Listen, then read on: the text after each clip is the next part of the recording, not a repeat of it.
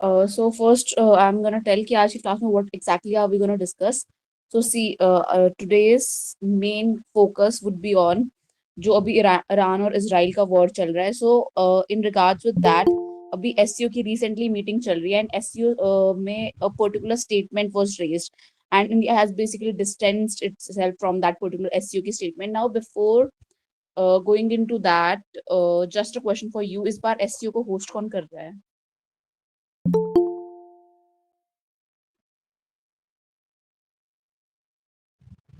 Anyone? Could you repeat the question, So I ma'am? was just asking that who is hosting the SCO summit this time? China. Yeah, all right, China. So we are going to discuss that. Then, as we know, there are already a lot of international disputes. Then we are going to discuss like three main international courts: International Court of Justice, ICC, and PCA. Yeah,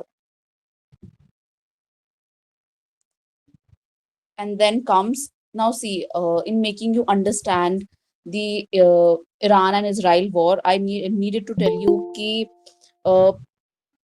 Iran जो है वो किसी भी country में उसको अगर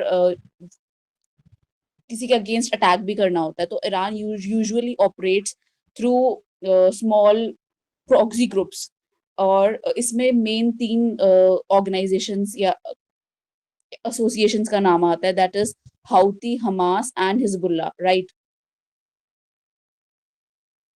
Yes, ma'am. so we are going to discuss about that and उसके बाद ईरान से सराउंडिंग ईरान और इजराइल के सराउंडिंग जो कंट्रीज हैं उनका आज के टाइम पे क्या स्टेटस है तो सी सीरिया में लास्ट ईयर ही the government has been overthrown that gets important उसके बाद येमेन में जो हाउतीज हैं that gets important and in the May 2020 yeah, in May 2025 itself, the Houthis and USA came up with a ceasefire. We are going to talk about that. Then Hezbollah is based in Lebanon, and like if you have been reading newspaper, you would know कि Hezbollah has attacked on the Israel, right?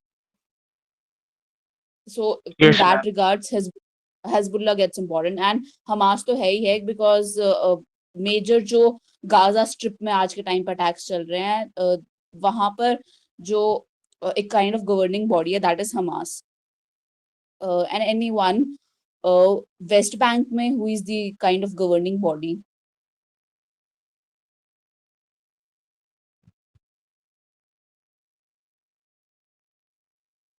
Palestinian Authority.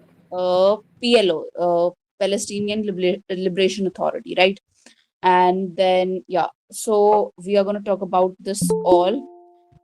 Then exactly what is this attack about? We are going to talk about all the Oslo Accords or Abraham Accords. जितने भी important accords हैं about that. And India, like if you have been, and I'm sure ये तो पता ही होगा कि India has launched Operation Sindhu. उसके बाद, if you are reading about one particular operation that has been launched to basically evacuate the Indian nationals from Iran. So with regards to that, it gets important कि अभी जो recent Ukraine war Ukraine और Russia war news में रहता है उसके बाद जो अफगानिस्तान का war so in 2021 USA withdrew from Afghanistan. In that regard, that is in news almost very frequently. So in that regards, India के इससे पहले क्या क्या evacuation operations रहे हैं, that gets important. Then I'm going to talk about IMEC. These are some important corridors, IMEC and INSCTC. So we are going to talk about that and Chabad port in particular. If we are clear with today's agenda, I'll move forward.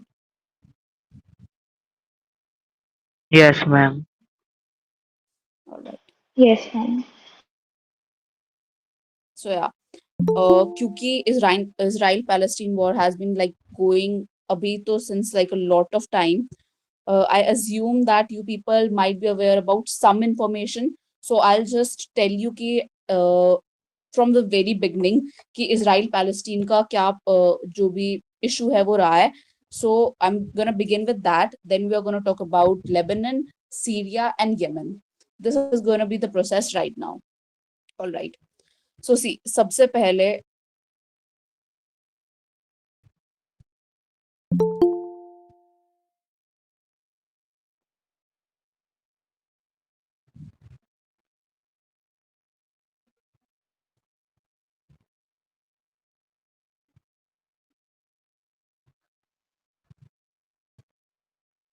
yeah. सबसे पहले if we have to understand the issue of Israel and Palestine from very beginning, we know कि Israel is a country which practice which religion? No. Islam. Jews. So see, Ma'am, did you ask about Israel? yeah, I was asking about Israel. It's the largest Jewish majority in the world, right? Yeah. So see, यहाँ पर Jews are in majority and Palestine में it's mostly Arabs and Muslims, right? Jews practice the religion of Judaism, right? And they are practicing Islam. Now, we know about World War II. कि at that time, Germany inflicted a lot of uh, so there was this Holocaust kind of thing that was basically inflicted by Germany on the Jews. We are all aware of that, right? So after that, what Israel or Jews wanted was that we want our own land, and that was the time after World War II that they started coming to this particular area where already Arabs were residing over there under the Ottoman Empire. उस time पे world war to के खत्म होने के बाद a lot of Jews started coming to this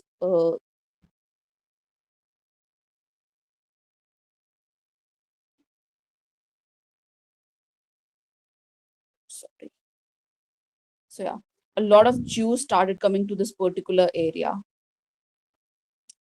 पर यहाँ पे ऑलरेडी अरब्स रह रहे थे सो ऑब्वियसली अगर कोई इंसान पहले से वहां पे रह रहा है they are not really gonna like that and Arabs were here not liking that उसके साथ होती है ब्रिटिशर्स की एंट्री इस पर्टिकुलर एरिया में और ब्रिटिशर्स के उसके बाद के ऊपर बहुत सारा प्रेशर बनाया जाता है कि ऑलरेडी ज्यूज के ऊपर बहुत सारे अत्याचार या टाइप्स हो चुके हैं there has been a whole amount of Holocaust by Germany on the Jews so a lot of pressure जो ब्रिटिशर्स इस पर्टिकुलर एरिया में आए थे a lot of pressure was built on them that you need to provide some kind of land जिसको Jews अपना खुद की country कह सकते हैं so some kind of land needs to be provided to Jews. So in regards with that pressure, Britishers came up with a declaration. Anyone name of that particular declaration?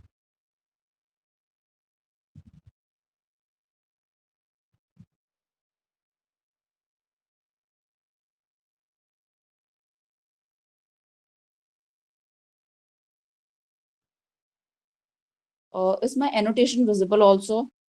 Yes, Yeah. ma'am. So Britishers came up with this particular declaration, Balfour Declaration, where they basically promised Jews that yes, we are going to provide you with some amount of land that you can call that yes, this is our country. And at that time, protests erupted, and the Arab people started uh, protesting here, and violence basically erupted. तो उसके बाद Britishers ने कहा that this is something that is none of our concern. हम इस सब पंगे में नहीं पड़ सकते, and they left this particular division to UN. Right. Now just tell me, according to which particular uh, declaration or charter, and in which year UN was formed? We have discussed that in class. UN was formed on 24th of October 1945 Yeah, um, and it was by UN Charter, yeah. which was signed on 26th of June 1945. All right. So Britishers basically left all of this process कि जो भी ये division वगैरह तुम करना है वो UN करेगा. Now what UN did was that they did a particular division in the year 1947 में they came up with a proposal कि इस particular तरीके से we are going to divide Palestine and Israel and see यहाँ पर Jews were the people जो नए हैं and Arabs जो हैं वो पहले से थे. Arabs के पास पहले like before this particular 1947 proposal they had all of the area to themselves. So obviously Arabs would be the one जो इस particular proposal से खुश नहीं थे, and Jews were more or less happy with this particular division. And now look here, जो ये yellow part है, this is Israel.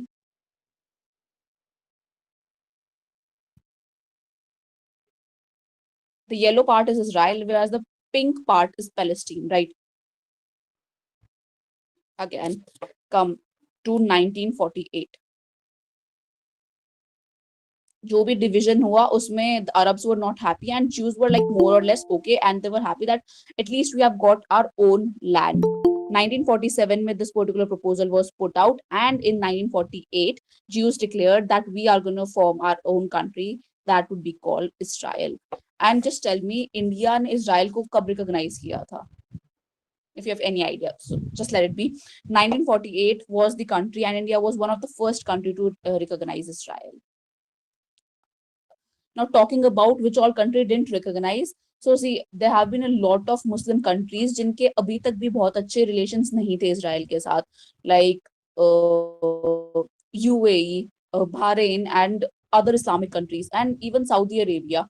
So for that matter, in 2020, we are going to talk about that आगे. In 2020, this particular accord was signed, that was Abraham Accord. And for Islamic country basically signed this accord, and it was mediated by US with Israel. And according to this particular accord, it was basically said that we are going to normalize our ties with the country of Israel. And Abraham Accord, what exactly they are, अभी थोड़ी देर बाद बात करेंगे. Now it's kind of story, इसको बस सुनते जाओ. 1948 में Israel came up with the thing that we are going to form a country and it's going to be known as Israel. Now, if you know about the geography of Israel, it's surrounded by the Muslim dominating countries, right? And in 1940 itself, these Muslim countries were, these Islamic countries were also not that happy with the formation of Israel. Ki abhi tak all our Arabs were residing here. Now you have arbitrarily provided that particular land to the Jews. So that was 1948. It was first Israeli-Arab war. अब इसमें हुआ क्या था कि जो Gaza strip है ना, उसी I'll take you to the map. This is the Gaza Strip, and this is the West Bank. Then here is the Golan Heights. अब 1948 का जो war हुआ, this Gaza Strip went to Egypt. Then West Bank went to Jordan. Yeah. So main ये है कि Egypt मिला, so Gaza Strip went to Egypt and the West Bank went to Jordan. उसके बाद in 1967 again there was a war which is known as 6-day war. इसमें जितनी भी territories गलती से बाकी जो फर्स्ट अरब इजराइल वॉर हुआ था 1948 में, जितनी भी टेरिटरीज ऑलमोस्ट बाकी अरब कंट्रीज के पास चली गई थी, Israel kind of regained much of that, क्योंकि गाजा स्ट्रिप जो इजिप्ट के पास थी, that in 1967 war Israel regained this Gaza strip. Then again Jordan के पास जो West Bank गया था, it regained that as well, and Golan Heights that went to Syria in 1948 का war, it was again regained by the Israel. If I'm clear till here.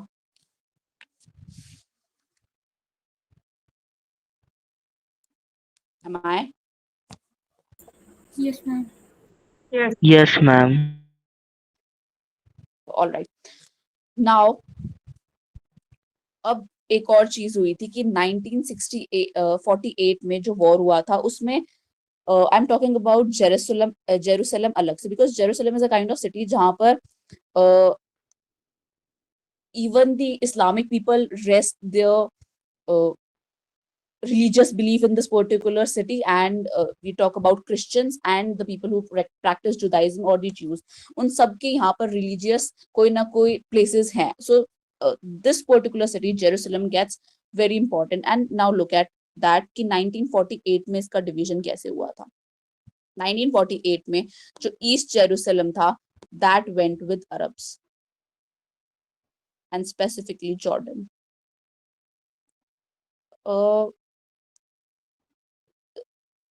Is the annotation getting like really hodgepodge or something? No, ma'am. Okay. All right. So east में जो east part of Jerusalem went with Arabs and Jordan specifically. And then I told you कि in 1967 का जो 6-day war था, Israel regained most of the part that was occupied by the Arab countries in 1948. So in 1967 again, this East Jerusalem came with Israel. And already in 1948 में जो west part था Jerusalem का, that was with Israel. That's it.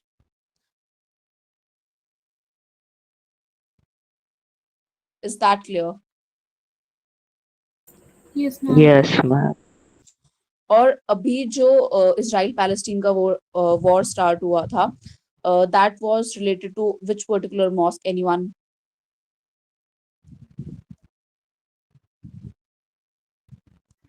Al-Aqsa Mosque.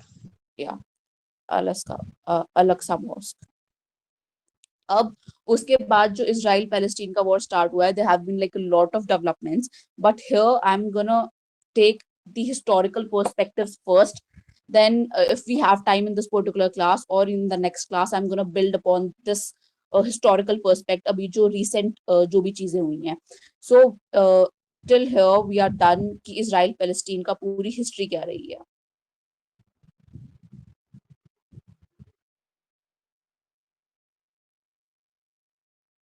उसके बाद we talk about the organizations. PLO, Palestine Liberation Organization. I already told you कि waste Bank में आज के टाइम पे PLO ऑपरेट करती है. And PLO and Israel have kind of made this peace amongst themselves through a accord. Anyone who knows the name here?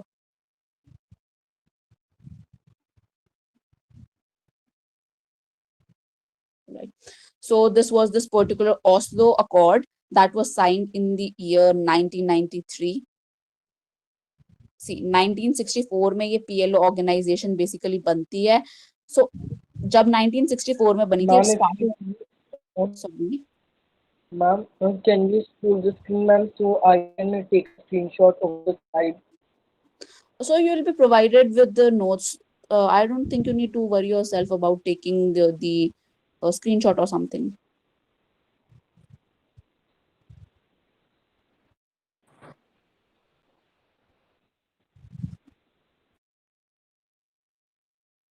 All right. Now I was here. 1964 में this particular 1964 में this particular Palestine Liberation Organization was formed. Starting में it was formed as a militant organization, but बाद में it turned to a democratic government that operates in West Bank right now. So उसके बाद main conflict जो चल रही है, that is with the Gaza Strip. Gaza Strip, I have already told you कि I've told you in the map कि this is the Gaza Strip, and here the Hamas, a terrorist organization or the militant outfit, basically operates here. Hamas कब form हुआ था? That gets important. It was formed in the year 1986. Then I already told you कि पहले 1964 में PLO was formed as a militant outfit. Then it turned to a democratic government, and they signed this particular accord with the Israel that is known as Oslo Accord, where Israel recognized the PLO government, and they basically state that we'll allow you to operate your government in the West Bank, and in return PLO recognized the government of Israel, and they basically stated that we are not gonna work as a militant outfit any longer, and we'll form a democratic and a peaceful government. That's it. Is that clear till here? Yes, ma'am. Then comes 2006. 2006 is the next main year जब यहाँ पर आई told you 1986 में Hamas was formed और आज के time पे वो Gaza strip में ऑपरेट करी है, पर ऐसा बिल्कुल स्टार्टिंग से नहीं था कि 1986 में वो फॉर्म हो गई और 1986 से it started operating in the Gaza strip. 2006 में हमास वॉन दी इलेक्शंस. उससे पहले PLO was operating in both the Gaza Strip and the West Bank. 2006 में Hamas won the elections, and since then it has been basically operating in the Gaza Strip. Now, Palestine, is Palestine the member of UN?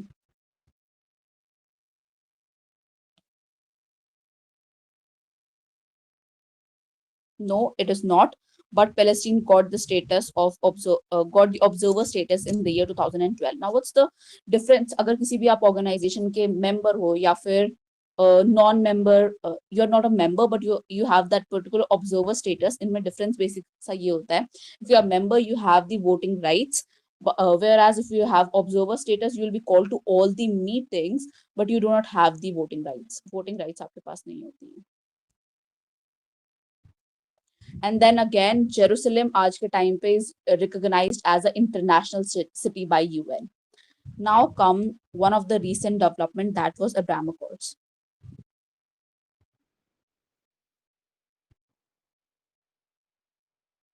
See, Israel is a Jew country. We have established that fact. And it's surrounded by a lot of Islamic countries. And till very recently, a lot of countries didn't have formal kind of relations with Israel. A lot of Islamic country didn't have the relations with the Israel established. And I told you कि Israel 1948 में it was formed as a country, and in the same year India was one of the first country to recognize it. But in the year 2020 होता ये है कि US mediates this particular accord, Abraham Accord, and 4 countries specifically, UAE, Bahrain, Sudan, and Morocco. They signed this particular Abraham Accord with Israel, where they basically state that we are going to normalize the relations amongst ourselves. Simple and clear. Now, one of the most important questions that can be asked, that which was the first Islamic or the Arab country to normalize the relations with Israel, that is UAE. That's it. Is that clear till here? Because as far as I understand, I have covered the history till the time US-Palestine war recently started.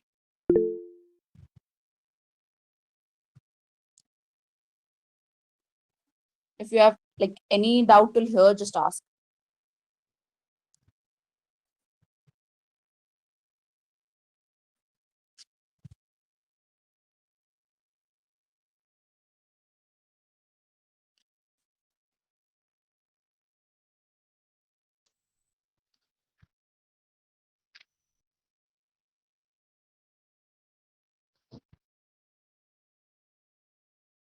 All right. As far as I know, that is UAE, but I'll cross.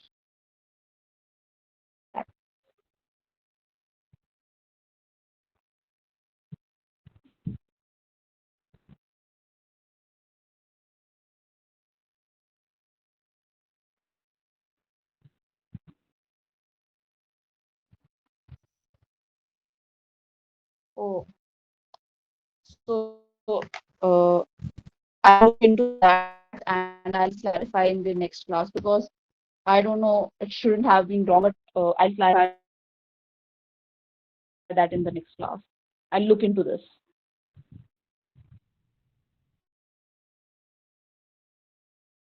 Yeah. Uske baad, if there's anything else that you want to ask, just go ahead.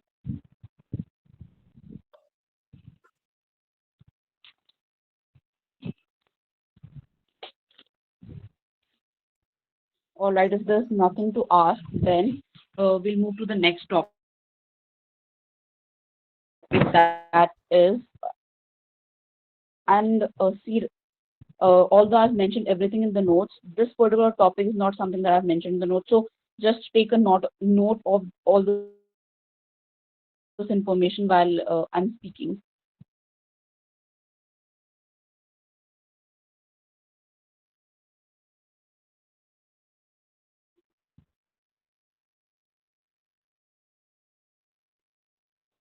Yeah.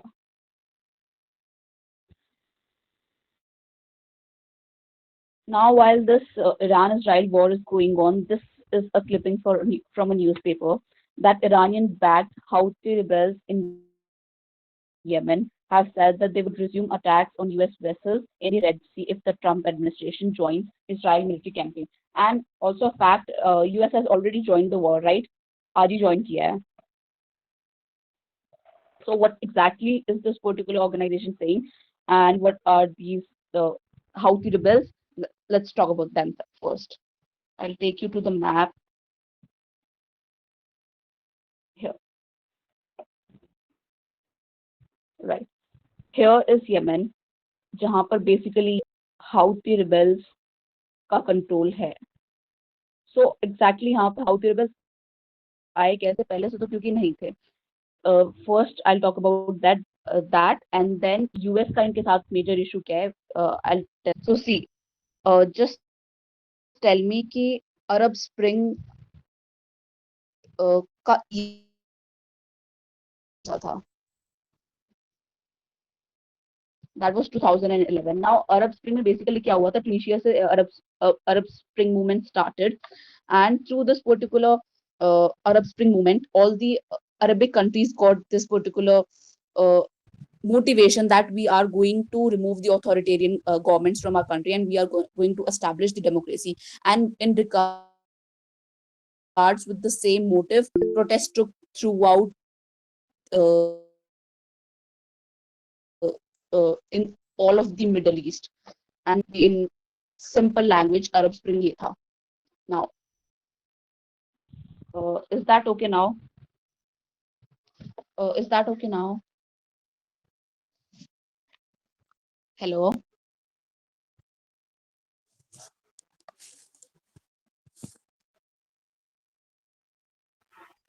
No, Ma'am, sir, you are it's glitching. not properly audible.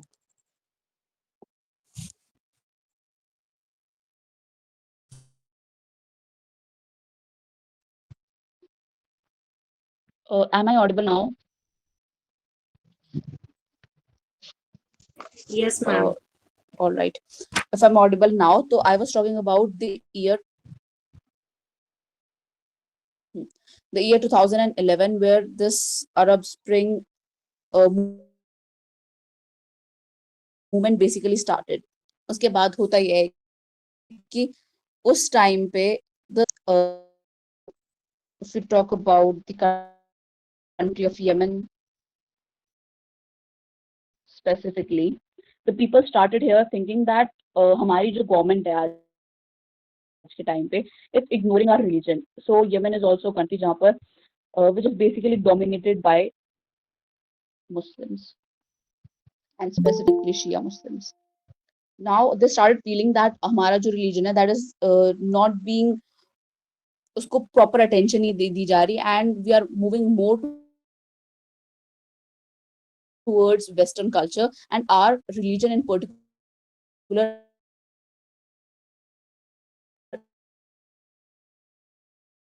is being kind of ignored. With that, in the year 2014, 2011 से 2014, this particular protests or movement continued, and in the year 2014, पहले 2014 से पहले तक जो Houthis का control था, that was limited to a particular area. But in the year 2014, these Houthis rebels basically captured the capital of Yemen, that is Sana'a. Start किया था, और उन्होंने जितना भी पार्ट कंट्रोल किया 2014 में, उन्होंने कैपिटल को बेसिकली अपने ले लिया, that and that capital was Sanaa. उसके बाद when they gained this particular capital, उस टाइम पे the president was Mansoor Hadi. flee from this particular country, and he was provided asylum by the country of Moscow. So that's not important कि asylum किसने provide किया, पर ये important है कि 2014 से पहले यमन का कुछ नॉर्दर्न पार्ट हाउथीज रिबेल कंट्रोल करते थे. 2014 में उन्होंने हम यमन की जो कैपिटल थी सना, they started controlling that.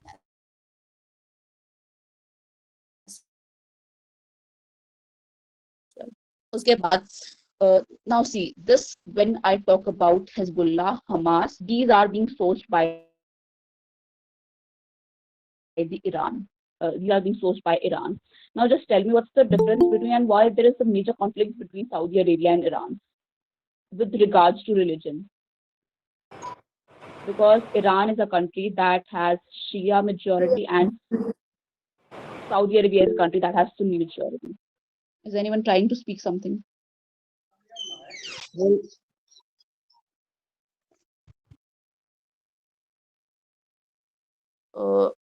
So according to me, the Wi-Fi connection and everything is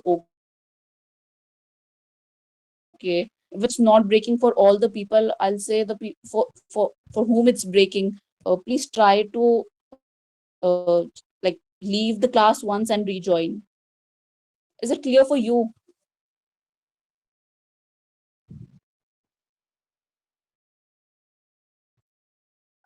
Ma'am, please can you re-explain it? All right. I'll just try moving then.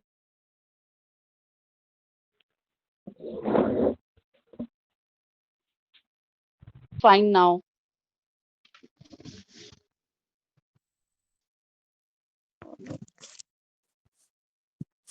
So yeah, I was here कि Iran is a Shia dominated country and Saudi Arabia is a Sunni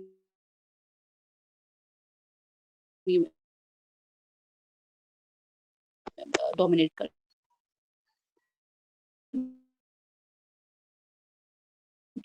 And also Saudi, that is one saying कि सिर्फ यही reason है, but that is one of the major now.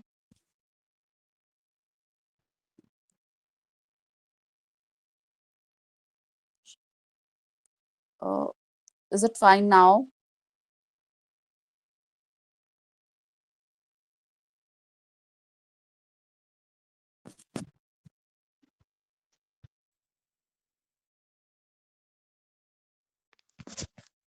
All right.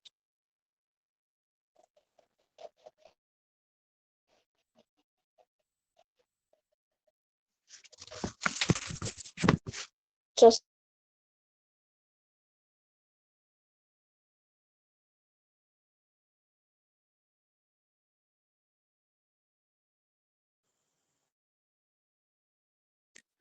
I hope it would be fine now.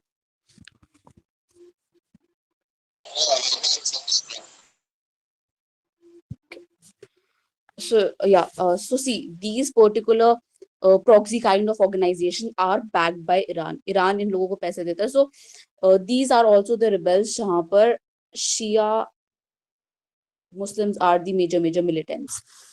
Now उसके बाद 2014 में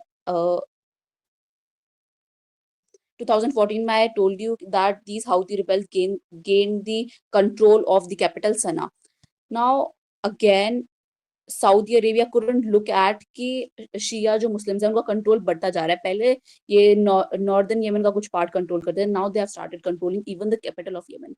That was the time Saudi Arabia said that now we need to step in, and they basically led this particular operation that is known as Decisive Storm. And along with some other countries like UAE, Bahrain, Egypt, US, UK, and France, they led this particular operation that is known as Operation Decisive Storm. And through this particular operation, what they did was they formed an international organization. So आज के time पे status ये है कि some northern part is being operated by these Houthi rebels and other of the Yemen is being operated by internationally recognized government जो in this particular year 2015 में इन सारी countries ने मिलके बनाई थी. Is that clear till here?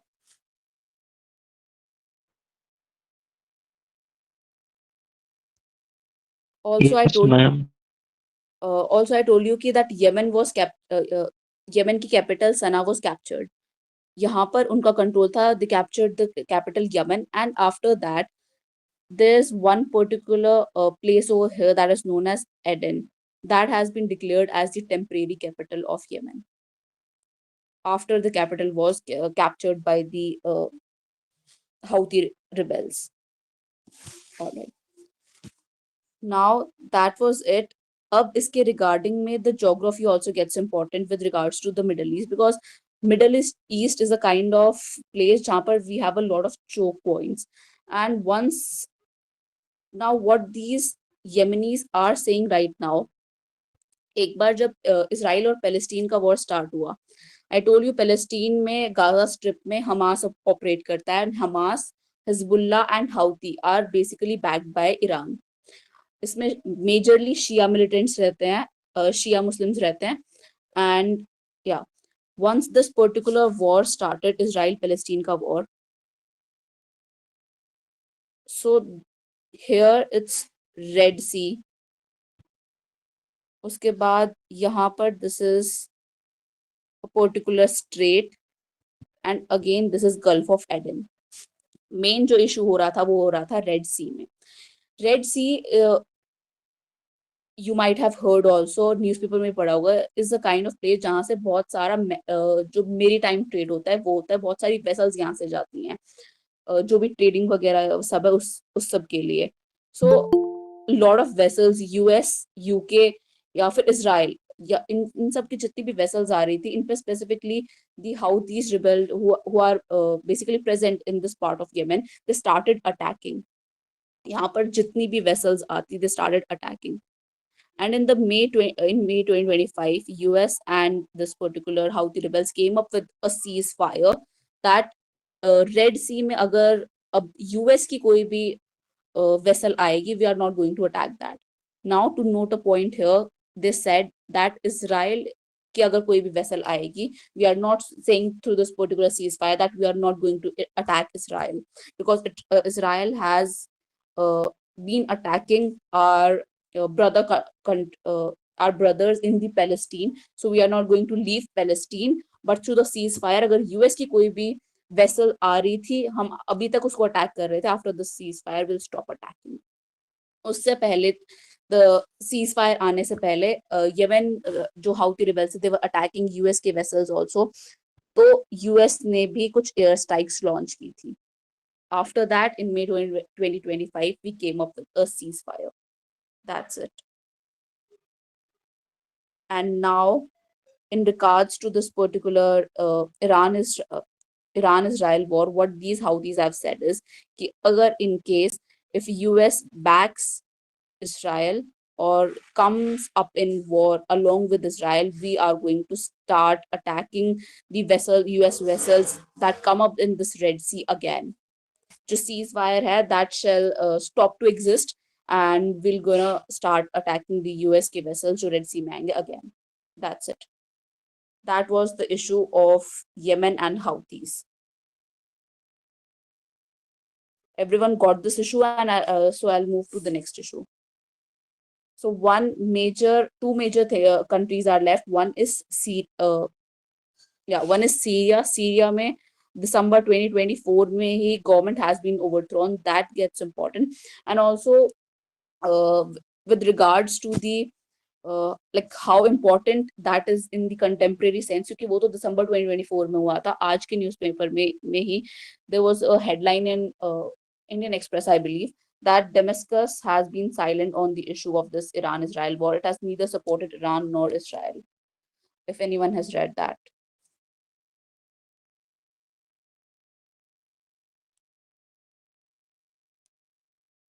Yeah. Now, with regards to this, sorry.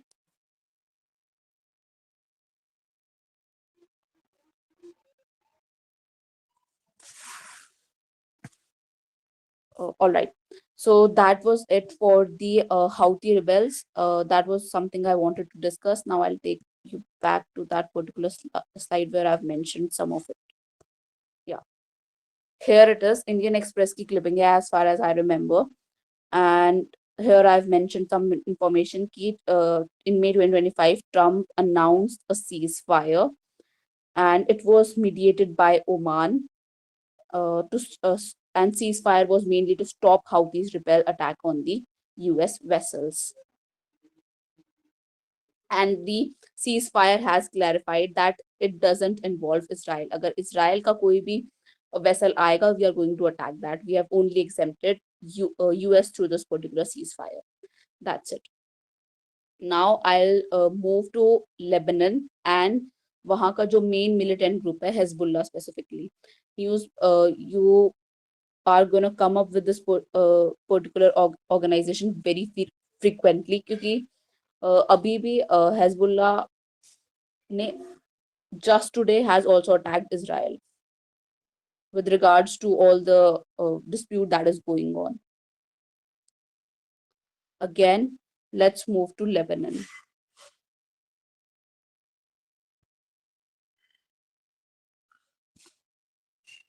Here we have Lebanon.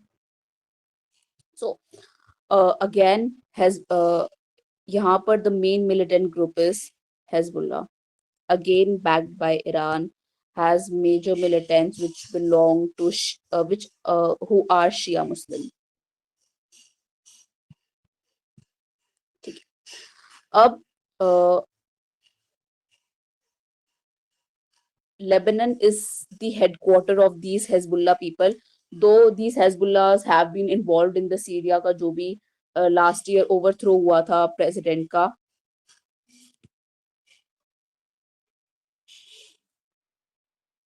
Is my voice clear now? Just last thing, just confirm that. Yes, ma'am. All right. So Lebanon is the headquarter of Hezbollah, and yeah, exactly how Lebanon came to be the headquarters of Hezbollah, we're going to talk about that. So see, Lebanon में हमेशा से आज के time पे what situation is present in Lebanon, that wasn't the same. At a time, Lebanon was known as Switzerland of Middle East, right? उसके बाद Iran में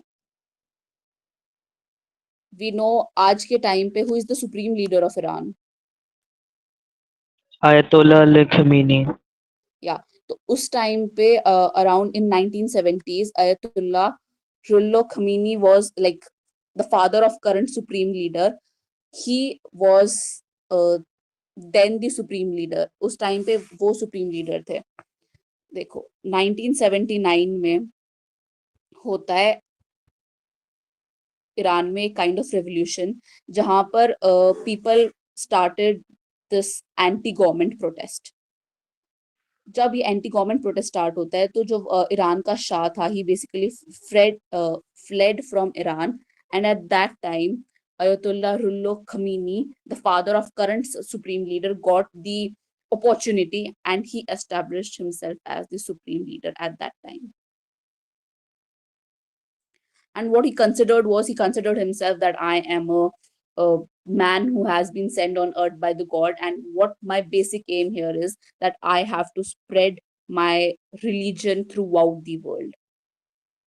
He started that with his own country when he started applying all these strict Shia rules in Iran.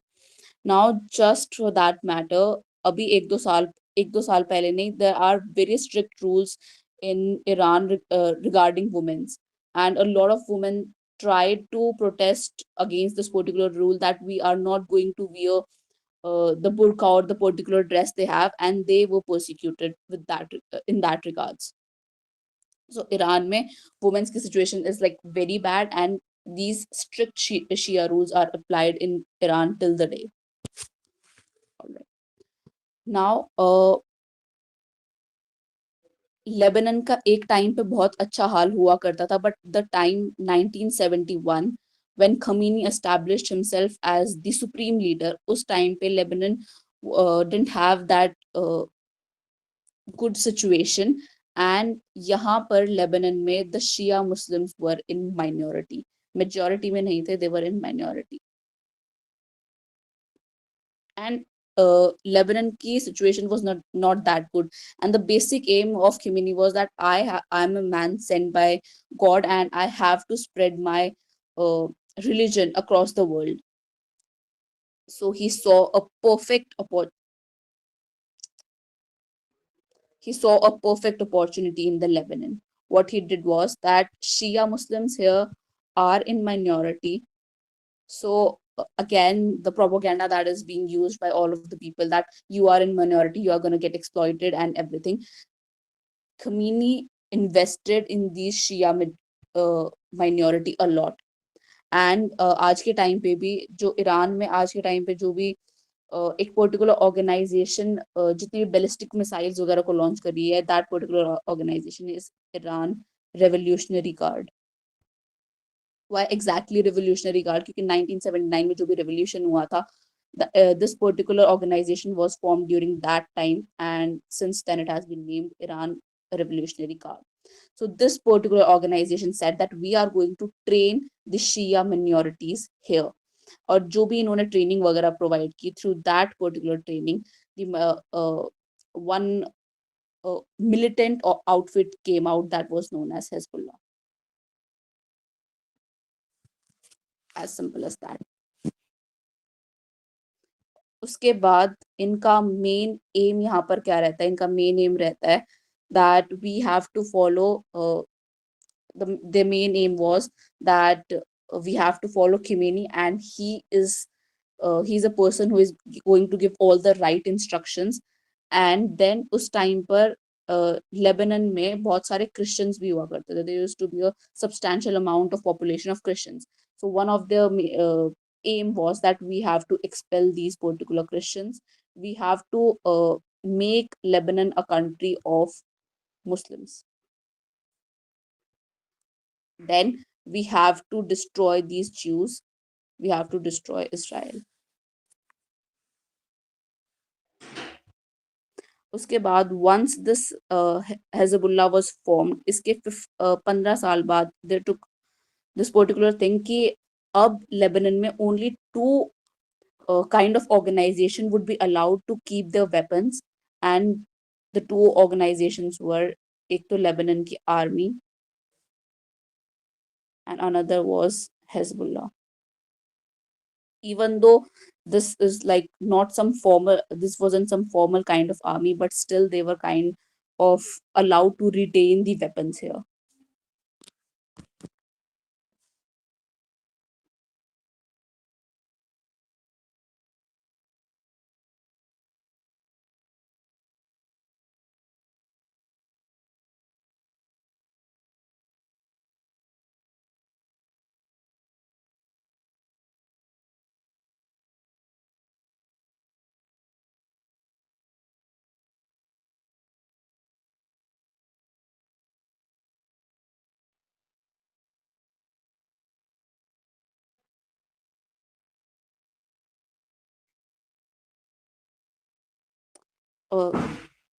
Was that clear? Did it make sense?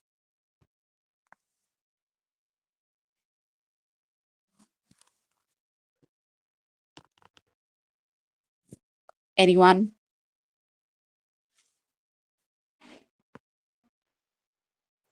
Yes, ma'am. As far as my understanding goes, I have covered कि अभी तक Hezbollah का status क्या रहा है 2019 में and till the date. Now, if we are clear about Houthis, Hezbollah, and Hamas, I'll move to the last country, which you need to know with regards to like understanding this issue of Israel and Iran ka war, and that is Syria. Just come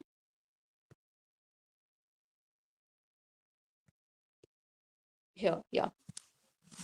Now, आज अभी के ही recent news है that UN has basically come up with a statement that almost 2 million Syrians have returned to their home since the fall of Assad. Now, anyone here is aware about who was Assad specifically?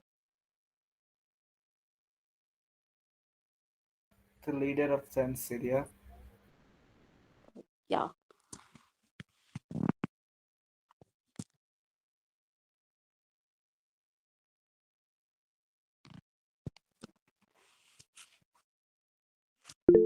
All right. So see, Syria may basically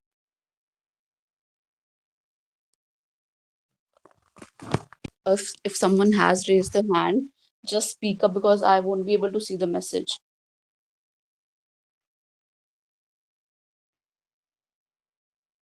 Anyone?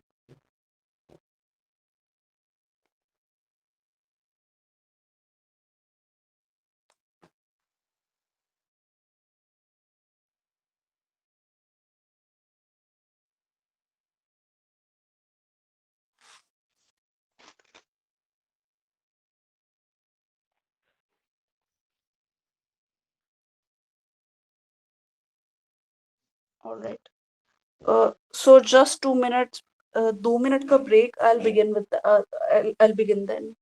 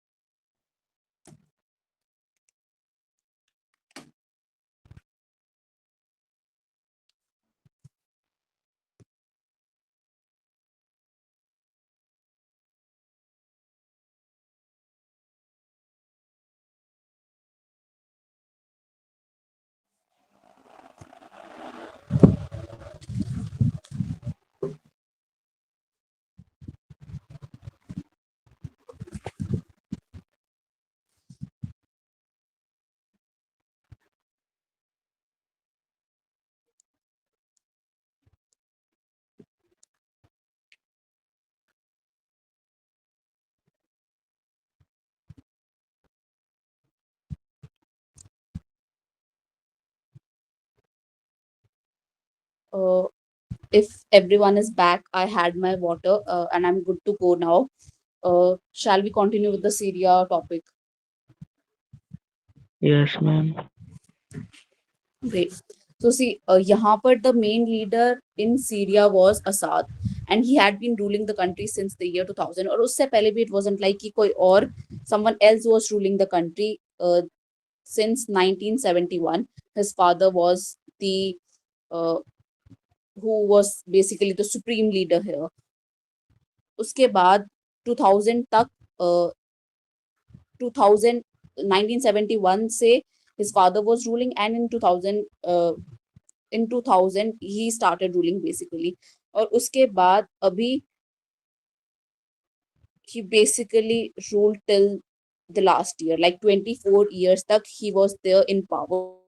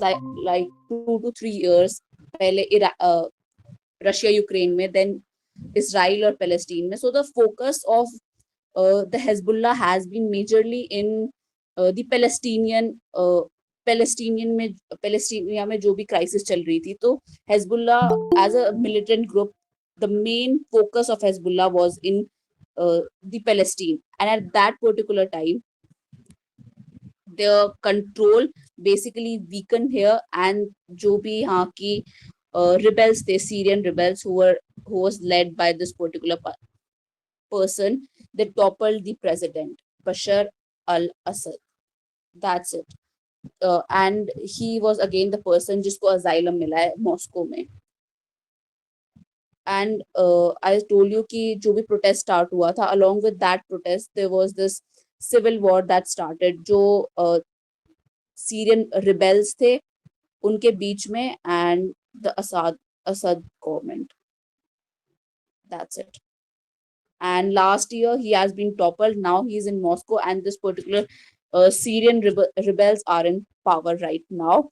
And UN has recently stated that after the fall of Assad, approximately 2 million Syrians have returned. So at this particular time, when there was a violent crackdown on the protesters, and under the Assad government, the situation of people wasn't really good in Syria. So at that particular time, a lot of people migrated from their own country and sought asylum in different countries.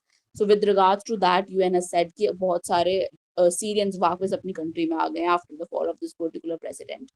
That's it. इसमें this gets important that who was backing these Syrian rebels. That is Turkey and USA. And Hezbollah and Iran and Russia were backing Assad government, and due to their cooperation, he was able to maintain his presidentship for this long. Is the Syrian issue like clear?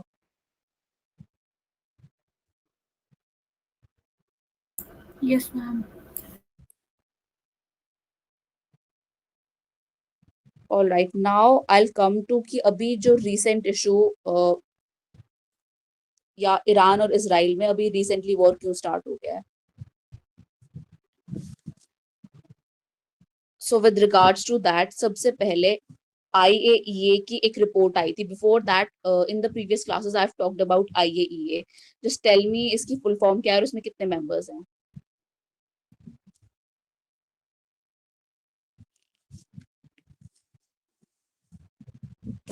International Atomic Energy Alliance. Agency. International Atomic Energy Agency, and it has like 35 members right now. तो कुछ time पहले, like on 12 June, it came up with a report where it basically said कि so before that I have already talked about JCPOA in my previous class. 2015 में those who are not aware, I'm just telling that again. 2015 में some European countries and Iran signed this particular agreement, JCPOA, and according to this particular agreement, it was held that Iran का जो uranium enrichment है, which is the major issue here. So through this particular agreement, Iran का uranium enrichment would be limited to a particular amount. सिर्फ इस amount तक ही Iran अपना enrichment कर सकता है. That was that for this particular agreement. Now in the year 2018, under Donald Trump, US basically withdrew from this particular agreement. Baki European countries and Iran are there in this particular agreement, but US withdrew in the year 2018. And I was telling you that now US is trying to get into some kind of negotiation again with Iran, where they can again limit the amount of uranium enrichment Iran is doing. अब जो IAEA की report आई थी, they basically said कि Iran के पास आज के time पे 408.6 kg of uranium है that has been enriched with 60% purity.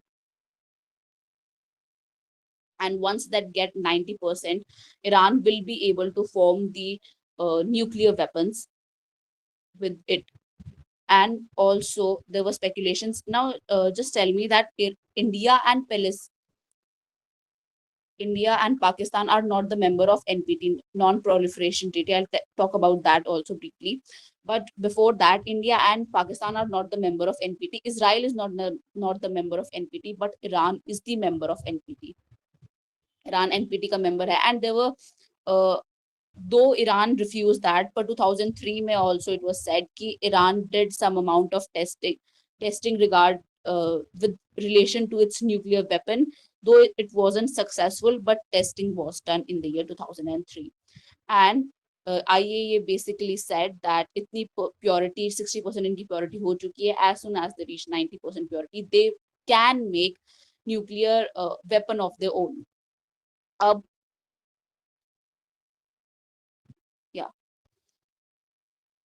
क्योंकि NPT की बात करें तो NPT came up in the year 1967 and in 1970 this particular treaty was enforced. अब इस treaty what this treaty non-proliferation treaty basically does is कि 5 country हैं, the P5 country of UNSC, they exempt those particular countries और उनको छोड़ के जितनी भी countries who signed this particular non-proliferation treaty, they won't be allowed to keep any nuclear weapon with themselves. Now this particular NPT allows the nuclear energy for the sake of producing energy. Energy आप nuclear energy produce कर सकते हो, but you can't make the nuclear weapons. That is the main thing. Now again, if a particular country has signed NPT, तो IAEA के under इसके जो भी members होंगे, they are going to, so first of all जो भी NPT की member country है, they'll have to submit a report with regards to that we are only generating the nuclear energy and we are not making any nuclear weapon. And then IAEA के जो भी members होंगे, they are going to cross check that on the ground level basis. अब IAEA ने की जो basically report आई थी, they said that Iran is not complying with this. They are not cooperating with the members of IAEA and they are not letting them cross check that in reality there is no nuclear weapon that is being made in Iran. So Iran is not cooperating. That is something they said. It's not meeting its nuclear obligations and they are enriching. Also, I told you कि 60% purity they have reached. So with regards to that, they also said कि it is not meeting its nuclear obligation. आप इतनी uranium enrichment नहीं कर सकते हो. That was one particular thing this particular IAEA report said. Now, this one thing, and also कि under NPT, the member countries are obligated that you have to let the IAEA members do the ground level checking. They are not even cooperating in that aspect. With regards to that, Israel basically said that हम अपनी खुद के survival के, this was their statement, that for our own survival we are attacking Iran and we won't stop till the time we have basically destroyed all the nuclear all the facilities that have the capacity of developing the nuclear weapons. That was the time on 13 May, Israel launched its Operation Rising Lion. Is NPT clear here? Yes, ma'am. Yes. ठीक है. So this particular operation was launched, Operation Rising Star. जो ये IAEA का resolution pass हुआ था, that was मतलब उसमें basically 19 members out of 35 voted in the favor, and अगला resort would have been that this particular resolution would have gone to UNSC for some possible action. बस उसके बाद just come here. अब before I talked about कि Operation Rising Lion में कहाँ पर attack हुआ है, which are all major facilities which have the capacity of the uranium enrichment and everything. Iran has basically claimed कि IAEA का जो director है, they have a substantial amount of hand in this particular war that has begun between Israel and Iran. They have hand in the Operation Rising Star क्योंकि उन्होंने एक biased report present की है. Now, what Israel said according to this report was that because you are enriching the uranium to the amount of 60% purity, and IAEA has clearly flagged that Iran in very near future can make its own nuclear weapon. We need to secure our own country for our defense. We are launching this particular attack.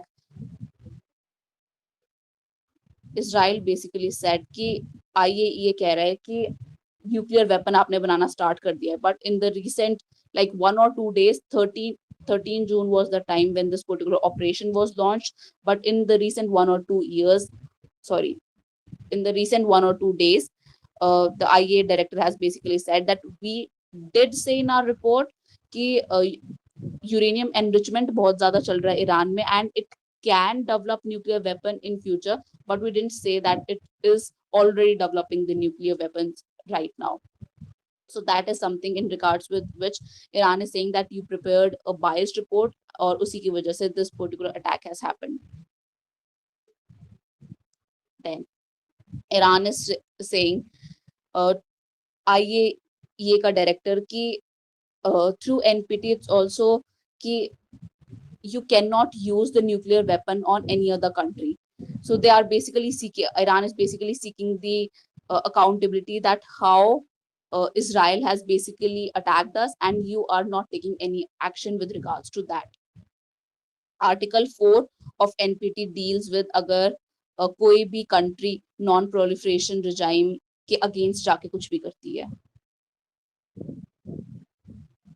Now again, Israel is a country which has not signed NPT. India ने भी NPT sign नहीं किया, and Pakistan ने भी किया. But still, Israel doesn't acknowledges that we have nuclear weapon. Still, what Israel states is कि हमारे पास nuclear weapon नहीं है. अभी तक they have not came up with the formal statement that we do possess the nuclear weapon here.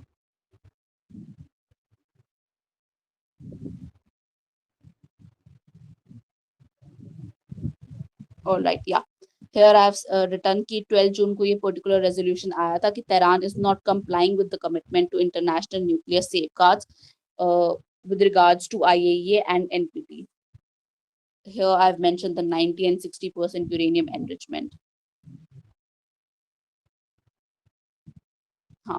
And I told you after US withdrew from JCPOA in the year 2018, उसके बाद से a lot of restrictions have been put upon Tehran or Iran by US, and since the year 2021 Iran basically said that हम कुछ कर नहीं रहे हैं, we are not developing any nuclear weapons, still restrictions are being imposed on us, so we are not going to cooperate anymore. In 2021 Iran stopped cooperating with the staff of IAEA who would basically do that ground level of checking that if the report that has been submitted in IAEA is correct or not. That's it. Are we clear here? Yes, ma'am. Now again, जो भी war हो रहा है उसमें there are speculations कि जितने भी radioactive nuclear facilities हैं where uranium is being enriched या फिर कुछ भी nuclear weapon से related कुछ भी हो रहा है, if that particular facility is struck with some kind of missile, so that can lead to radioactive gases और इससे बहुत सारे environmental issues raise हो सकते हैं. So with that regard, IAEA has said that if nuclear facilities are struck, it can prove to be harmful for all the countries here. And while talking about the nuclear facilities and saying that nuclear facilities here specifically should not be struck by the missiles and everything, they have referred to the Fukushima nuclear disaster that we refer as. और main यहाँ पर when IAEA is referring to any nuclear facility, main यहाँ पर उनका concern है this particular nuclear with regards to this particular nuclear reactor, Bushehr nuclear reactor, which is basically right now the only operating nuclear reactor in Iran. So Israel also here has acknowledged that we are not. पहले इनकी Israel की एक statement आई थी that we are going to strike this particular nuclear reactor, but then it basically withdrew that statement, and it basically said that we are not going to strike this particular nuclear reactor because we do not want any nuclear disaster here. Also, one of the main reason why Israel has not struck this particular nuclear reactor till the date is कि यहाँ पर Iran है, somewhere here is this nuclear reactor, and here we have Saudi Arabia. अगर किसी nuclear facility पे कोई भी missile या कुछ भी बेसिकली फेंका जाता है, there are going to be a lot of radioactive gases and everything, and जो बीच में we have waters here, and the countries near Iran are basically dependent on this particular water for their basic needs. So अगर इस particular nuclear reactor पे attack होता है, that is going to have a significant amount of impact on this particular water as well. The water would not be drinkable anymore, and also because Saudi Arabia है यहाँ पर, that is also the reason कि Iran के साथ तो Israel की बिल्कुल भी नहीं बनती, पर सऊदी अरेबिया और यूएस के साथ इसराइल की बनती है. सो सऊदी अरेबिया को देखते हुए भी, and regarding the nuclear disaster it can cause, and along with the water deterioration it can cause, Israel till the date has not struck this particular nuclear reactor. उसके बाद while IAEA was talking about the nuclear disaster it can cause, it has basically talked about Fukushima nuclear disaster. इसमें it's not that important, but I'm just telling for the sake of it कि 2011 में Japan में basically एक earthquake आया था, and this Fukushima nuclear facility, यहाँ से a lot of radioactive gases were released, और उसके बाद जो भी पानी था और जो भी आसपास की the places around that basically became uninhabitable. आज के टाइम तक भी उसके आसपास कोई रहता नहीं है, and in like past like 2 years back they have released the water of this जो भी इस न्यूक्लियर फैसिलिटी में वाटर स्टोर था, जिसमें पूरी रेडियो एक्टिव गैसेस वगैरह मिक्स हो गई थी. They have release this particular water into the oceans. That was it.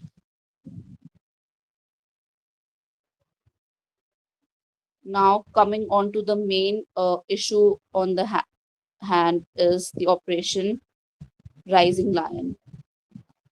I'll take you to that particular slide.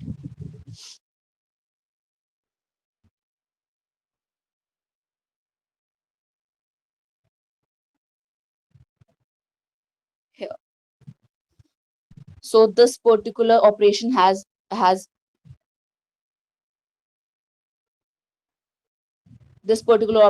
been raised by Israel, and its largest military strike against Iran after this particular Iran-Israel war that took place in 1980 to 1989. किसने ये particular attack किया? That is Israel defence forces. And Iran के side से who is doing that, I have already talked the revolutionary Iran revolutionary forces, this Islamic revolutionary guards Corp. उसमें जो भी अभी attack हुआ है उसका one of the main impact रहा है कि इसके जो कमांडर इन चीफ था, that particular person has died in this particular attack, and a lot of nuclear facilities or the plants have also been struck. So here the 13 जुलाई को सबसे पहले जिस न्यूक्लियर फैसिलिटी पे अटैक किया गया था, that was this particular nuclear facility. And why is this nuclear facility the most important? Because जितना भी प्राइमरी यूरेनियम एनरिचमेंट होता है वो यहाँ पर होता है. This is the primary uranium enrichment centre, it's known as the beating heart of Iran's nuclear program. उसके बाद with regards to Fordow enrichment plant, यहाँ पर देयर इज दिस की some of it is underground, like it's mentioned here कि अगर Fordow enrichment plant को हमें खत्म करना है, for that Israel doesn't have that kind of technology to destroy this particular Fordo enrichment plant. For this, they needed the support of US. और अभी तक US कह रहा था कि हम 2 हफ्ते लेंगे, then we are going to think that if we are going to enter this particular war or not. today itself, the US has entered this particular war. This is one important Fordo enrichment plant. And we have talked about Bushehr nuclear power plant that was built with the assistance of Russia. And why exactly it would be very detrimental to all of the Middle Eastern countries if Israel strike this particular nuclear power plant. I've already talked about that. And one last is this Arak heavy water reactor. That's it. Why this particular Arak water reactor is important, because this water reactor can come up with plutonium. यहाँ पर we talked about uranium enrichment center है. This water reactor can basically come up with plutonium, जिससे again nuclear weapons की formation हो सकती है. So these were some important areas. Yeah. अभी तक there were concerns that since US has not joined the war, and already a lot of we did saw retaliation from Iran this side, though Israel and the world apart wouldn't have thought कि इतना retaliation हो सकता है, but this time we have seen retaliation from Iran also, and Iran in the retaliation launched this particular Operation True Promise 3, and even Iran in retaliation launched a wave of ballistic missiles in Jerusalem and Tel Aviv. Simple. उसके बाद just it's not that you have to remember that, पर Operation Rising Lion का basically मतलब क्या है, that Iran के लिए this word rising line is being used, and Israel के लिए this particular word rising line is being used, and Israel is rising in war against Iran. Israel here is the rising line which against Iran, और ये particular नाम लिया गया है एक Bible के वर्स से. And this I've already told you कि 13 June 2025 से ये पूरा attack start हुआ था, and what reason specifically Israel here has given that after IAEA report we are launching this attack for our very survival and will continue till the threat is erased. Means basically till the time all the nuclear facilities in Iran are destroyed, we are going to continue with this particular attack.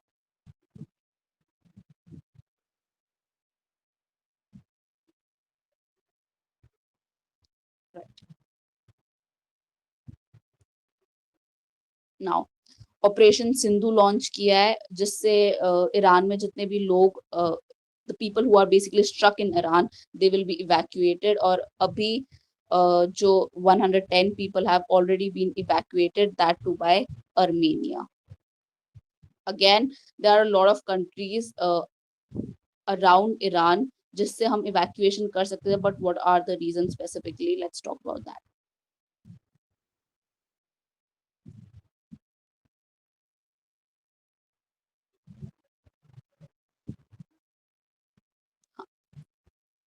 So this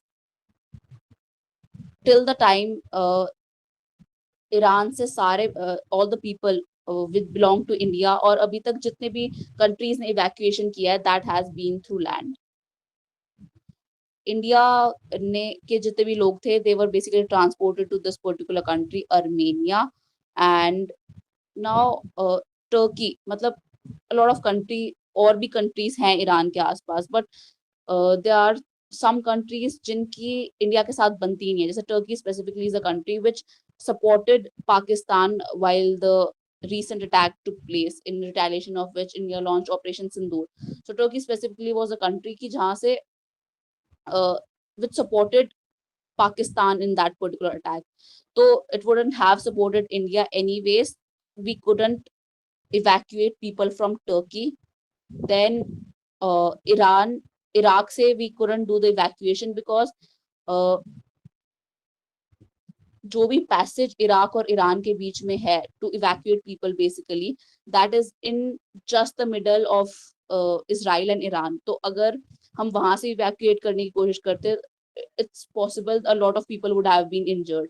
Still there have been injuries to the people who have been, to the Indian people who have been evacuated till now, but there were possibilities कि अगर हम Iraq से evacuation करने की कोशिश करें, so a lot lot more people would be injured here.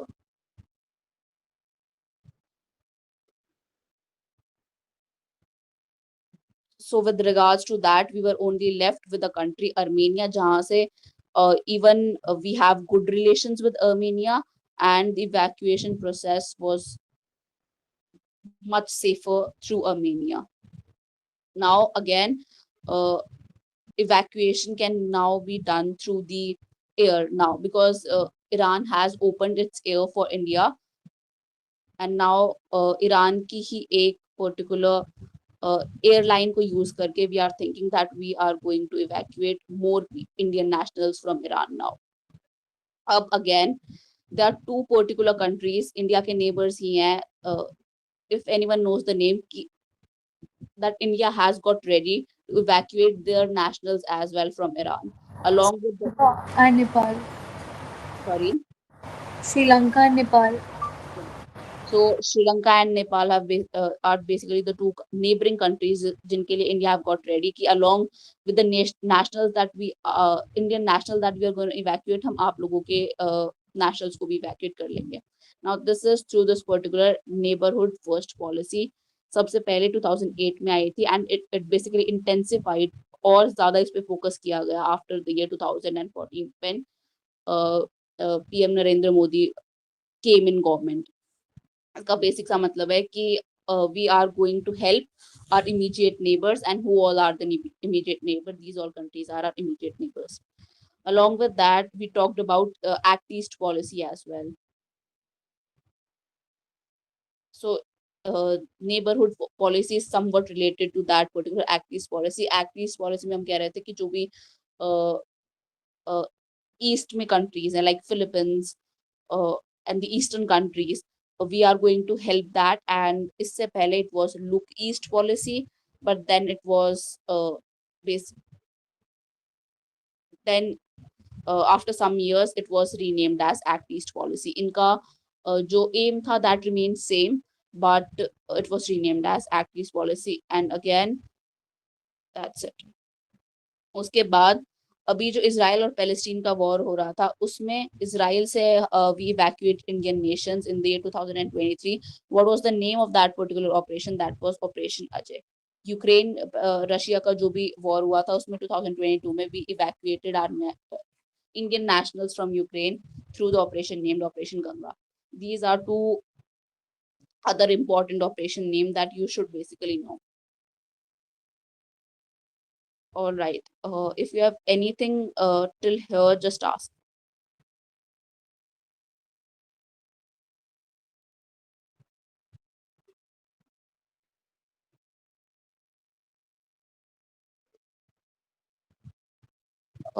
Is everything clear till here?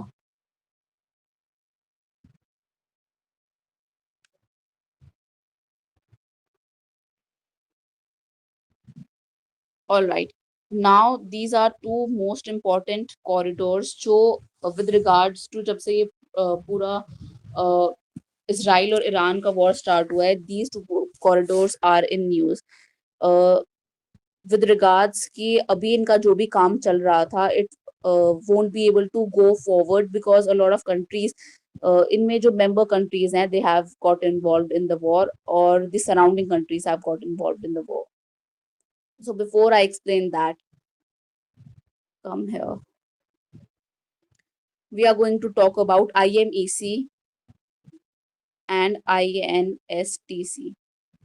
Now, IMEC is a kind of corridor that is said that this particular corridor is made against the BRI or CPEC. So before I tell you what IMEC is and according to like in which particular year IMSC and INSCTC was formed, you need to know ki BRI or CPEC kya hai. We have talked about that in the class, right, earlier.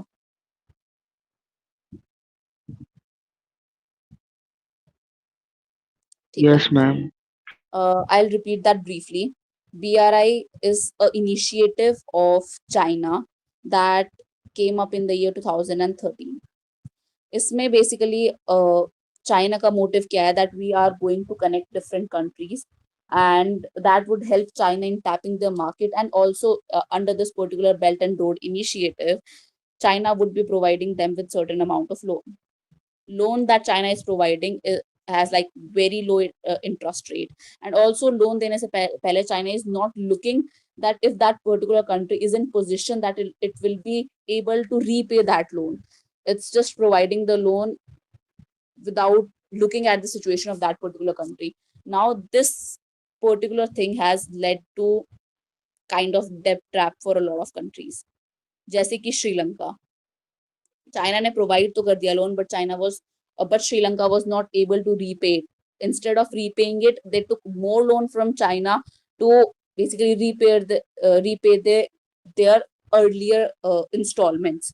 So that led to a debt trap kind of situation in Sri Lanka, and due to which for 99 years Sri Lanka had to lease its Hambantota boat. ये particular चीज होती है BRI में. अब इसी के under एक initiative है, that is CPEC. This particular initiative is specifically related to Pakistan. What here China is doing is that we have India here, that through the CPEC they are going to connect the Xinjiang provision of China to the Gwadar port. So somewhere over here we have Gwadar port. So this particular CPEC, they are going to basically connect all of this. And what major problem India has with this particular CPEC, and India has not joined BRI. CPEC से India को क्या problem है that this particular passage or this particular corridor passes through POK, Pakistan occupied Kashmir. So that is one major problem we have from CPEC. अब now अगर India को trade करना है तो इंडिया बेसिकली पाकिस्तान से तो हमारी ऑलमोस्ट लड़ाई रहती है, तो इंडिया पाकिस्तान से ट्रेड नहीं कर सकता, इंडिया चाइना से ट्रेड नहीं कर सकता. अगर इंडिया को मिडल ईस्टर्न कंट्रीज के साथ ट्रेड करना है, so the option India came up with is the Chabahar port. India had the hand in formation of Chabar port or Gwadar port or Chabar port. So Chabar port is like 72 kilometers to the west of Gwadar port. और यहाँ से we had the idea that we are going to kind of surpass Pakistan through this particular port. हम सीधा यहाँ से अपना trade करेंगे. So that was CPEC and BRI, and along with that, just the name of two geopolitical strategies. One is string of pearls and another is necklace of diamond. Are you aware of that? Or I'll talk. Yes, ma'am. ठीक है. Still, string of pearl is kind of geopolitical concept. जहाँ पर हो क्या रहा है कि I told you कि Sri Lanka has occupied this Hambantota port in the China has occupied the Hambantota port in Sri Lanka.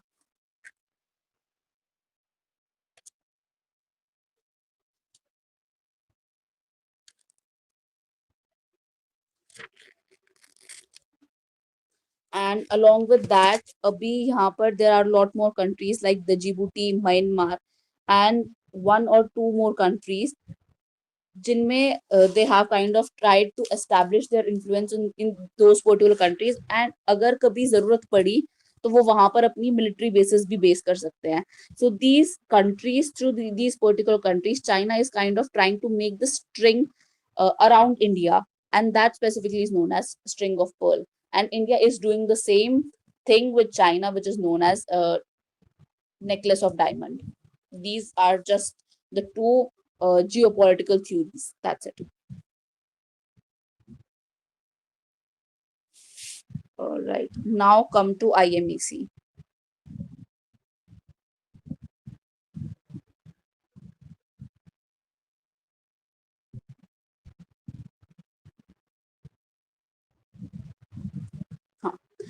India, Middle East, Europe Economic Corridor. So सबसे पहले this particular corridor is said कि it has been formed against the BRI, जो China का initiative है. इसमें we are going to try to connect कि India से हम मुंबई से लेके we are going to connect it to Europe. Now इससे फायदा क्या होगा? ट्रेड में फायदा होगा. We will have a definite corridor for trading. And also, just here, I told you already that this is Red Sea, this is a strait again, and this is Gulf of Aden. Now if we come here, this is Gulf of Oman, this is Strait of Hormuz, right? And Strait of Hormuz is a very important choke point, जिससे 20% of जितना भी oil trade होता है वो Strait of Hormuz से होता है. And now it is near Iran. What Iran has been threatening here, that will kind of choke this particular will kind of close or will not allow the vessels to pass through this particular choke point, that is Strait of Hormuz, that Iran has been threatening. और it gets important क्योंकि यहाँ से होकर जितने भी maritime vessels होती हैं वो जाती हैं, और 20% जो oil है उसका उसको ट्रेड उसकी vessels इस particular strait से ही जाती हैं, Strait of Hormuz से. So in that regard, अगर कभी ऐसा होता भी है कि ये choke points को basically close कर दिया जाता है, and if a country like Iran is not allowing the vessels to pass through Strait of Hormuz, in that particular case, these corridors get important. You have these direct routes, and if any of the choke points or something, sorry.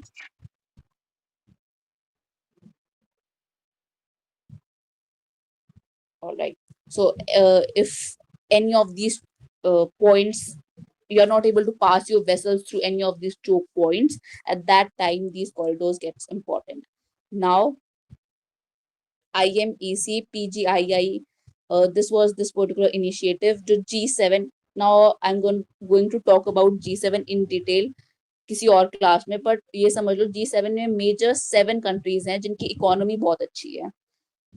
इसमें पहले it use to be like G8, Russia भी होती थी, but now it's not, Russia नहीं है इसमें, and we are just this organisation G7 जिसमें 7 major economies हैं.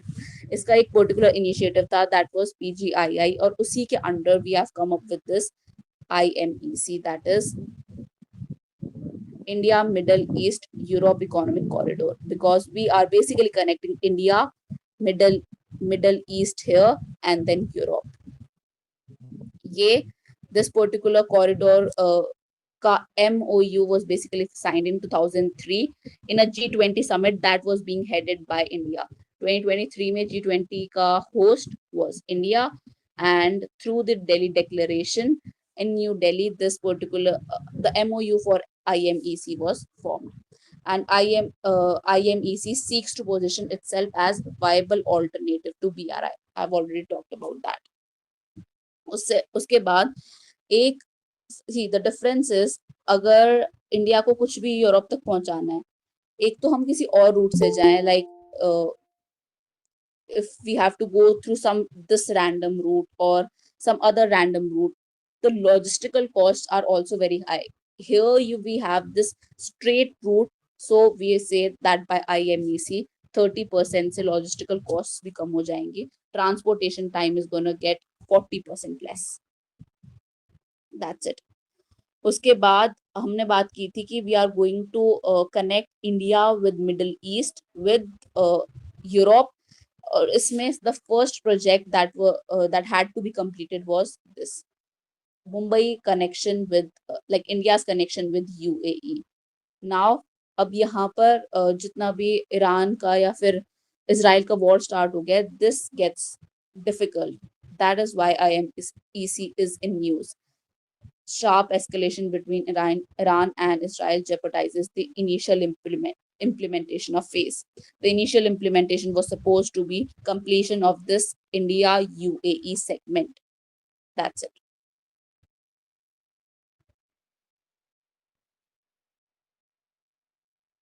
Now we talk about INSTC. INSTC IMEC was formed in the year 2023. उसका MOU 2023 में साइन हुआ था, पर INSTC का was basically signed in the year 2000 in St. Petersburg, Russia. कौन सी कंट्रीज थी? रशिया, इंडिया और ईरान. मतलब यहाँ पर we are trying to connect कि पहले हम इंडिया को ईरान से कनेक्ट करेंगे और ईरान को उसके बाद हम रशिया से कनेक्ट करेंगे. This is this particular route. उसके बाद the purple lining basically shows कि अगर पहले इंडिया को रशिया तक कुछ भी भेजना पड़ता था, so this was the route that we had to follow to reach the Saint Petersburg of Russia. Now through this particular corridor of INSTC, the route gets shorter.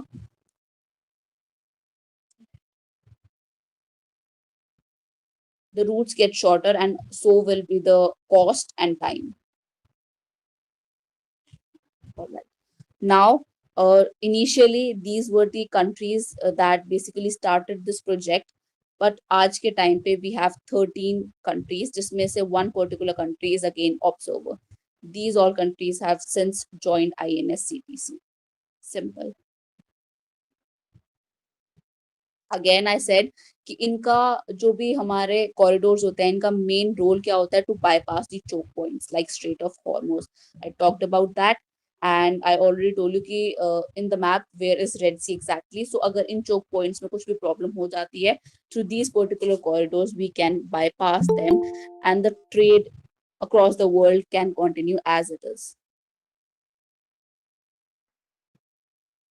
And here again, I told you it's a time as well as the cost would reduce. So through this particular corridor, we aim that 20 days पहले जिसमें लगते थे, that would reduce, and the cost पहले जो cost लगती थी, that cost would reduce by almost 30%. Now in INSCTC, I told you that we are trying to connect India में Mumbai, then Iran, and then Russia, St. Petersburg. And I told you that here we have Pakistan and here we have Iran.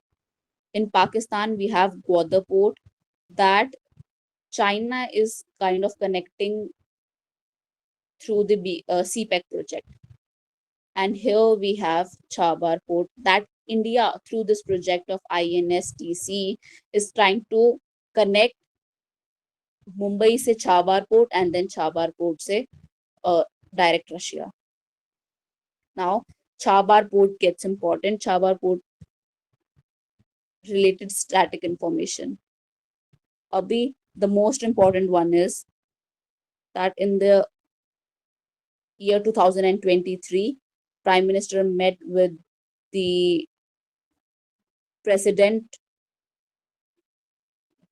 of Iran in the BRICS summit, and then they have basically come up with the kind of contract that India is going to use a contract of 10 years. I don't know, but it's not mentioned here, but a 10-year contract, we came up with a 10-year contract in the year 2023. उसके बाद Chabar port के main development, yeah, it's mentioned here. So 2023 में there was a contract, but last year, I said that wrong. 2024 में हुआ था ये, that in the last year India signed a contract with Iran. 10-year contract था that India is going to operate this Iran ka Chabar port, and which country specifically from India? That was Indian Ports Global Limited. That's it. Recent development Chabar port में यही हुई है. Initial development of Chabar port में India had a substantial amount of role, but I told you that in lot of years, USA had imposed a lot of restrictions on Iran, or US की restrictions are such that if any particular country deals with Iran or support or even import the oil from Iran, so that particular country, so US is going to put the restrictions on that particular country as well.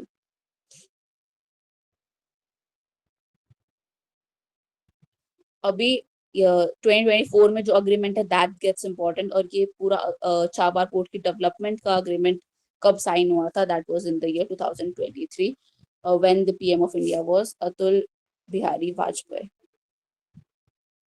All right. Are we clear till here? Yes, ma'am. Yeah. No, I believe like just 10 to 15 minutes are left. That would be okay. I believe we have done like almost major part of today's topic. I did talk about Iran nuclear and important Iran nuclear and military facility already in one of the slides.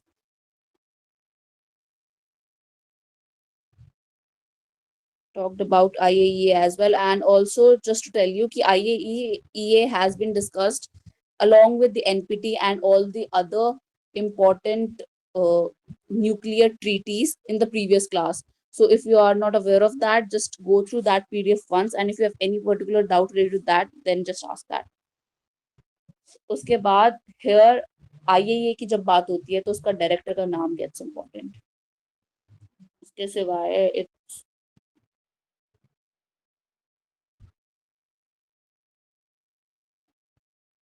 yeah, as far as I know, we have talked about this.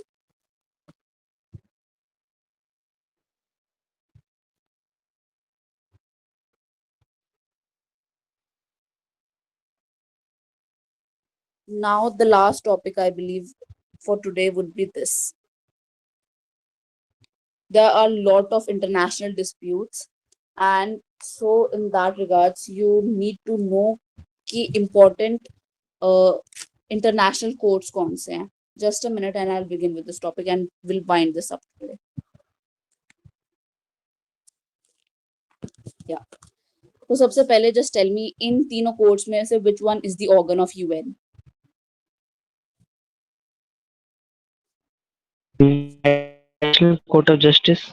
Yeah, and we have 5 organs in UN. Note that only ICJ is the organ of UN जिसके headquarters are based in Hague, Netherlands. बाकी सबके New York में हैं, जितने भी UN के organs हैं. And along with that, ICJ, ICC और PCA तीनों के headquarters Hague, Netherlands में. In fact, एक ही building में है together. उसके बाद ICJ International Court of Justice, because it's the organ of UN, it has been established under the UN Charter of 1945. That's it. UCC कौन से statute के अंदर established हुआ है, that gets important. That's under the Rome Statute 1998. And again, PCA has been established under two particular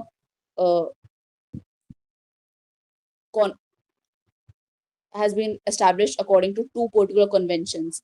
That is Convention for Pacific Settlement International Dispute, and second one is Hague Peace Conference. Then अगर आपको इनमें से किसी भी court का member बनना है, what you have to do that. उसके लिए how is the membership possible in these particular courts? अगर कोई भी country UN का member है, so automatically ICJ is the organ of UN. You become the member of ICJ as well. अगर आपको ICC का member बनना है, then you have to sign and ratify the Rome Statute. Now just tell me, is India the member of ICJ? Yes. Yeah, because India is the member of UN and all the members of UN are automatically the member of ICJ. India is the member of ICJ. Now, India is not the member of ICC. India ने ना तो Rome Statute को sign किया है, ना ही ratify किया है. So India is not the member of ICC here. But again, India, हाँ, अब अगर आपको PCA basically permanent court of arbitration का मेंबर बनना है, तो आपने को इन दोनों में से किसी एक को साइन या रेटिफाई करना पड़ेगा to become a member of this particular permanent court of arbitration. That's it. उसके बाद इनमें बेसिक डिफरेंस क्या होता है, तो इन आईसीजे अगर आपको कोई भी दो कंट्रीज से रिलेटेड डिस्प्यूट है, that comes up in ICJ. ICC में अगर कोई भी दो इंटरनेशनल इंडिविजुअल से रिलेटेड होता है, मोस्टली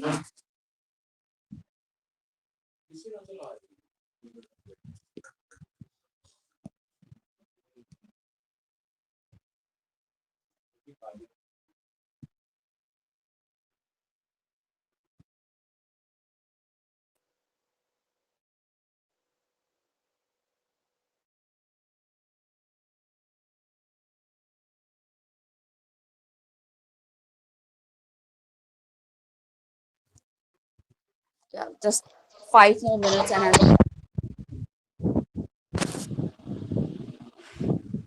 या उसके बाद आईसीसी में मेजरली डिस्प्यूट्स उनसे रिलेटेड आते हैं। अगर कोई भी इंडिविजुअल्स हैं, इंटरनेशनल इंडिविजुअल्स, उनके बीच में या किसी प्राइवेट पार्टी के बीच में अगर डिस्प्यूट चल रही है, so those all disputes come up in ICC. And again अगर कोई कॉर्पोरेट कंपनीज होती हैं, उनका dispute comes up in this particular PCA. Now, as a matter of fact, अगर there is jurisdiction, मतलब किसी भी dispute में there is jurisdiction of both ICJ and ICC. So which particular country is gonna basically claim their jurisdiction here? So in that case, it matters कि आपने case ICJ में file किया है फिर ICC में फाइल किया है। उसके बाद डिसीजन जो होता है वो ICC का, that's not binding. In case अगर उसका डिसीजन अगर यूएनएससी ने कुछ रेफर किया है, उसके बाद इनका डिसीजन आता है, in that case it gets binding. But in the normal circumstances ICC के डिसीजन इज नॉट बाइंडिंग। इसमें 125 countries are basically member of this particular ICC, and Hungary is one particular country that withdrew from ICC. That is important. अब उसके बाद PCA is मतलब अगर permanent court of arbitration ने कोई decision दिया है, is that binding?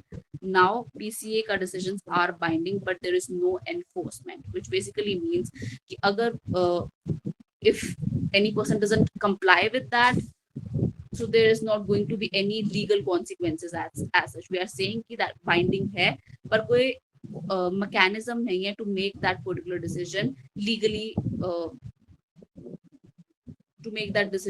binding. Just for the sake of definition or in the oral cases we are saying कि binding है, पर कोई भी ऐसा mechanism नहीं है that if in case you do not comply with that particular decision you will have to face some consequences. That's it. Here ICJ legal dispute settle करता है नेशंस के बीच में, ये इंडिविजुअल्स के बीच में सेटल करता है। This is a court of arbitration, तो यहाँ पर कोई प्राइवेट पार्टीज भी हो सकती है, मेंबर स्टेट्स भी हो सकते हैं। That was it. And now अभी ये न्यूज में भी है, तो एक तो इट गेट्स इम्पोर्टेंट कि ICJ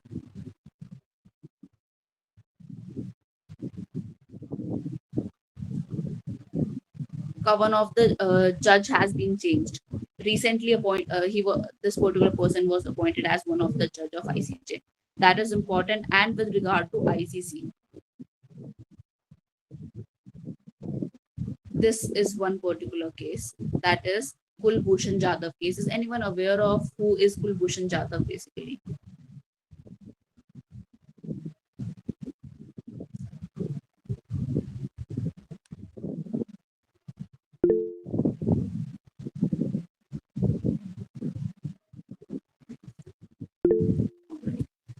So see, Kulbhushan Jadhav was a former Navy person who was based in a foreign country, but Pakistani officials arbitrarily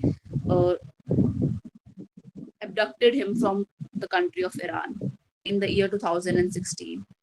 And since then, there has been this particular issue. At that time, India has this particular issue that he should be provided the consular access. And what that specifically mean is that अगर कोई भी इंसान पाकिस्तान में है, he should have this particular right कि वो India की जो embassy है उससे at least contact कर पाए. So this particular case was filed in the ICJ, and ICJ ruled in favor of India, and through that consular access was provided. But now Pakistan ki Supreme Court has recently held that though this consular access was provided by the ICJ didn't rule anything specifically to the appeal thing. Matlab, we are providing the consular access already to this particular person, but ICJ ने ऐसा कुछ नहीं कहा that this particular person Kulbhushan Jadhav is going to have the right to appeal as well. Matlab, so this particular person was accused of the case of espionage. Matlab, basically spying. He was accused of the spying in the country of Pakistan, and for that he was he was given the punishment of that death sentence. And with regard to that, he or the from the side of India, we want to appeal, but recently Pakistan Supreme Court has said that counselor access ICJ ने provide कर दिया था, but right to appeal has not been provided, so this particular person cannot appeal.